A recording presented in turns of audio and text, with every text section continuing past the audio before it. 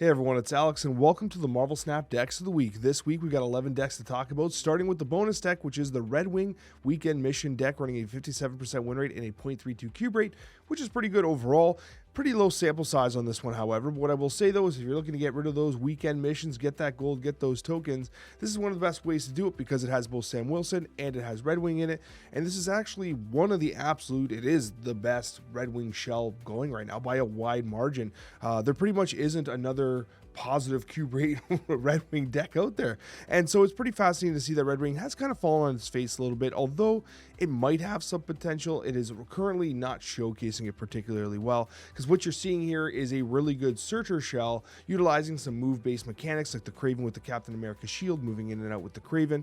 Of course, you got the Spider-Man with the Kraven. Most importantly, you got that Heimdall finisher, which also tends to proc searcher. Of course, it discounts Scar. Well, not that that matters. You'd play Scar and Heimdall together. But anyways, what you're seeing here is a really strong Surtur-based shell, which is we're going to be talking about later as well.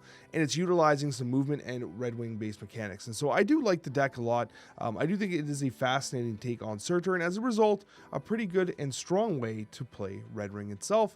So that, if you're looking to get Red Wing done, get those weekend missions, this is the deck to do it. We go into our top deck here, top 10, I should say, and Hope Squatch. Now, I wanted to find something unique here. In the 10th slot, like there was some archetypes kind of mixing in and out, and I was like, you know what?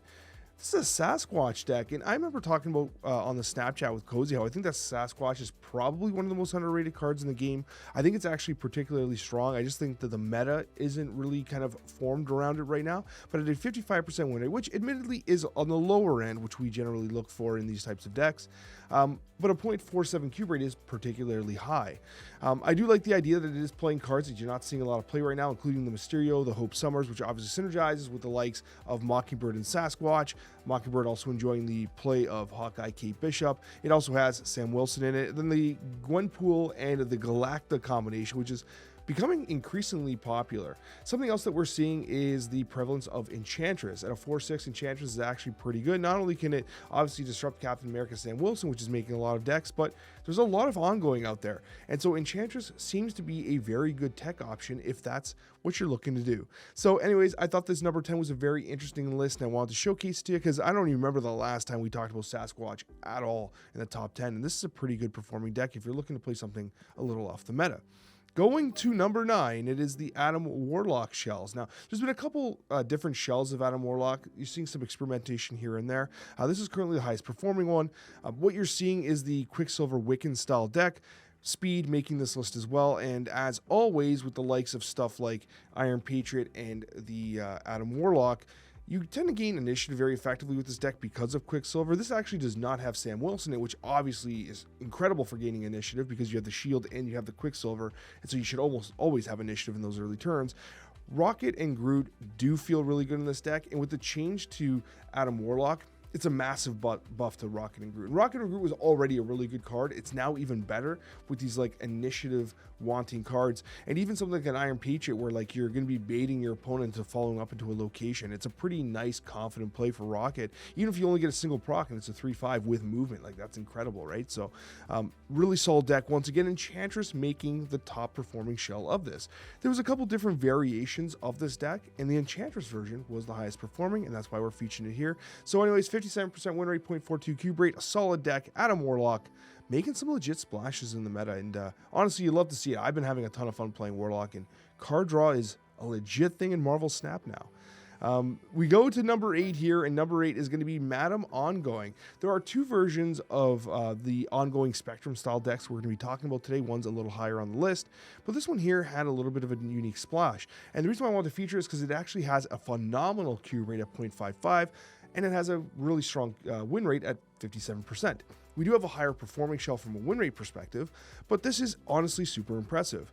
I like the idea that it's using Super Scroll. There's a ton of ongoing right now, and Super Scroll feels like a really good tech card that people aren't really leaning on right now. I like the addition of Madam Web because I don't know if you guys remember this. This is the second time I'm going to reference the Snapchat already, but I remember talking with Cozy on the Snapchat about how Madam Web, especially in my testing with Madam Web, although being obviously good in move, I felt like she had some unspoken synergy in ongoing, because the ability to rearrange your board, in particular with things like Cosmo and stuff, could be really fascinating. And in the case of Captain America Sam Wilson, you also have the ability to, well, I don't know if you necessarily be wanting to move the shield around, but you can. You absolutely can, right? You can move it into the Captain America. So you have like 2 ways to move it. You can Madam Web into Captain America, move the shield there, then move it into Sam Wilson if you draw him, etc. It gives you a lot of flexibility, and obviously this has a Doom 2099 angle, which tends to be the best way to play ongoing.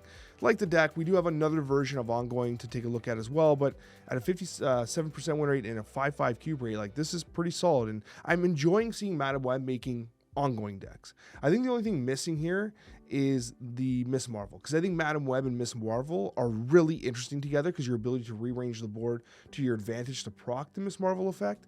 But hey, maybe I should cook that. Let's go to number 7 here. Number 7, we are going to go to Grand Bullseye. 58% win rate, 0.30 cube rate, so a little bit on the lower end of the cube rate, but again, anything above 3.0 is what we're looking for. 58% win rate, still solid. What you're looking at here is a Grandmaster version of the Bullseye. If you don't have Grandmaster, I like Frigga a lot. If you don't have Frigga, you can... I'll let you figure that out, right? There's a lot of different kind of approaches you can take here. This deck does have the Zola variant of it, which I think is super fascinating. I tend to prefer the Frigga version, but Zola's pretty interesting as well. And people say, Alex, why Zola? Like, what are you using Zola for? Very specifically, you're using Zola so that you can play Dawkin down, and then you Zola the Dawkin, and then activate Bullseye. The reason why this is relevant is because Dawkin's going to split, and you're going to get additional shards into your hand. And then Bullseye will target those shards and use them as ammunition to debuff your opponents, while also buffing Morbius, and of course, making your Dawkins get absolutely huge. And so Zola is very specifically for the Dawkin Bullseye combination in order to make Dawkin go through the roof and to give the ammunition to Bullseye. And the fact that you can activate Bullseye after the play of Arnim Zola gives you that combination. Okay, so that's kind of what you're at here. One word of caution: do not cut Meek. Statistically, decks without Meek perform worse. Like, it's just that simple. Meek is a legit carry in the shell. There was a recent gameplay highlight I did. I think it was did I post in the video? I don't remember. It was on stream anyways. And I was against a Meek that got to like 17. It's so funny, by the way. I've been really enjoying losing to my own brew. Like, you know, I cooked like the top performing Bullseye deck. And then, I mean, this is slightly different than what I had originally showed. But it's so funny losing to those decks, right? Especially to Meeks, where I'm like, I told everyone not to cut Meek, and damn it, now there's a 16 power Meek clapping my cheeks, you know what I mean? So you'll love to see it at the end of the day. Just like you'll love to see a new brew. This is a new deck that's coming out. I didn't even know what to call it. I called it Captain Copycat. 59% win rate, which is astronomical, and a 0.31 cube rate. Can you believe we're at a 59% win rate right now and a 0.31 cube rate, and we're only at number 6? We have some super high performing decks this week. This deck here is obviously running the Zabu into tons of 4-drops, including the likes of Captain Marvel, Enchantress, which continues to be an absolutely phenomenal tech piece. If you're not playing Enchantress now, you got it. I think that's the 3rd time I've said that. And then you have the Galacta Gwenpool combination. They apparently are holding hands into every single deck that they find themselves in, because if you find Gwenpool, you find Galacta. And I got to tell you, okay, I have gone on record saying that I was so sad with the change to the Copycat. I've gotten over it, I think, because I've been playing a lot of Copycat lately, and damn, is Copycat good, especially with the amount of ongoing right now. Like, I'm picking up more Iron Man than I would expect, and the amount of damage you can do with a 3/5 Iron Man is actually insane. Red Guardian, a great tech piece here. Rocket and Groot, a great card. And, you know, your ability to just single-handedly win a location with Juggernaut. And what I liked about my testing with this deck was that obviously you have a very strong curve with the 2-drops. Sometimes you're obviously missing turn 1. But I really liked the idea of being able to win a location with Juggernaut on turn 6, and then being able to move Rocket and Groot into the secondary location you want to win, and also using the Galacta buff to kind of give your cards you're playing in the location you're trying to contest. Like, you're guaranteeing a win on Juggernaut's lane, you're contesting another lane, and you're getting that extra power from both Galacta and from Rocket and Groot. It gives you a lot of options in like the mobility and how you can surprise your opponents for 4 or 8 cubes. Really like this deck a lot. I think it's really well designed with a lot of mobility, and you got the backup plan of the Captain Marvel, who honestly, Captain Marvel Galacta was by far my favorite combination of that season, and I felt like we kind of forgot about it, so it's really good to see it make a comeback here. And then we're going to go to number 5, and it's Searcher Scream. There's a couple different Searcher shells that are making waves in the meta, and this is a really good one. Obviously, very similar to the Red Wing version we talked about before, but this is kind of the actual better version at 59% weight, 0.35 cube rate. And what I like about it is it's trying to mix and match the Searcher shell with movement and Scream. With Sam Wilson and Craven, and obviously the Spider-Man, you're getting a lot of value with the movement, as we discussed prior. You got the Heimdall. Ares, fantastic in these shells. And the great thing about it too is if you don't have Ares, like you have the Crossbones and you have some other choices as well.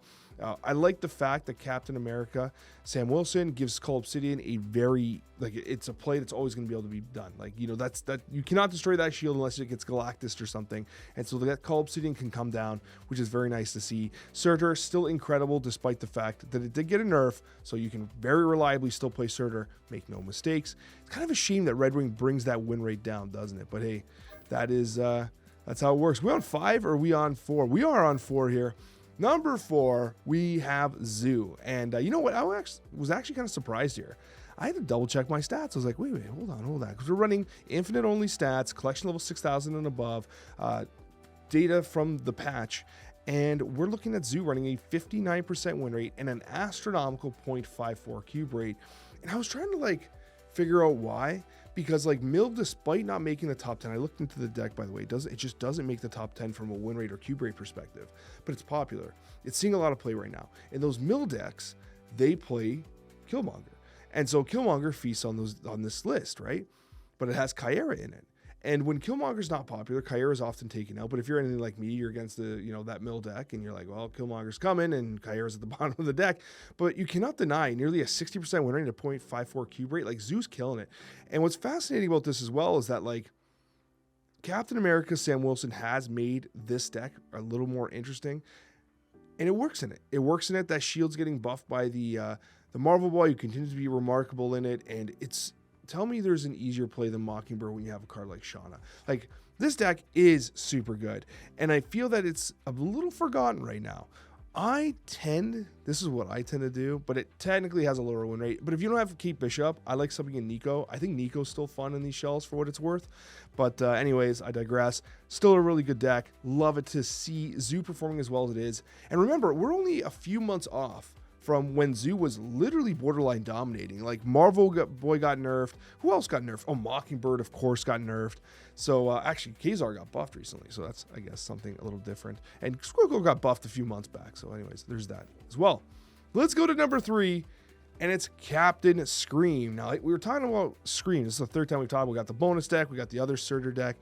But now we've got just straight up Scream. This is much more traditional Scream, except you have Miles Morales, you got the Sam Wilson in there, you got the Craven in there. So once again, it's not just disruptive Scream. It's, hey, I have Scream, or I didn't draw Scream, I drew Craven instead, or I drew Captain America instead.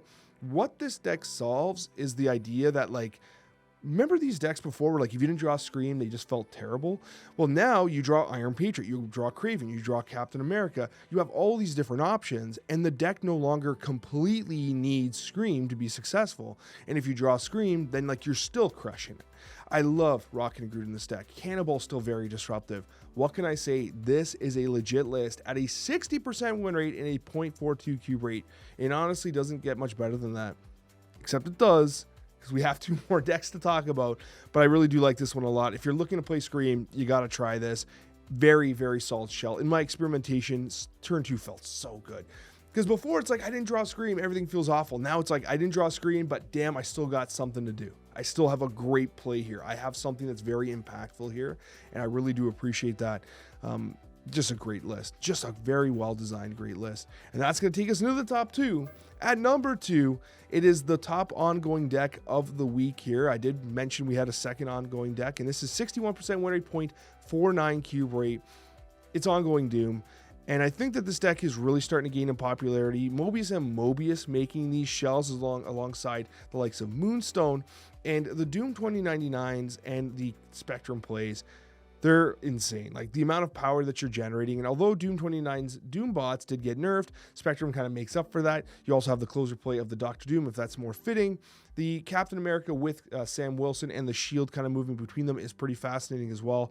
Cosmo tends to be a very good play. And again, because you're getting some mirror matches, if you don't have Super Scroll in your deck, you just lose the mirror match against the other ongoing player who has Super Scroll in. So right now, considering the meta popularity of ongoing, I think you have to play Super Scroll.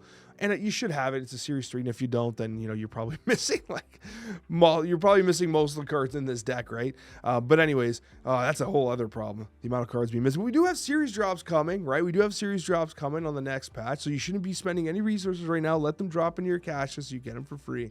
But yeah, ongoing Doom, 61% win rate, 0.49 cube rate. It's absolutely crushing.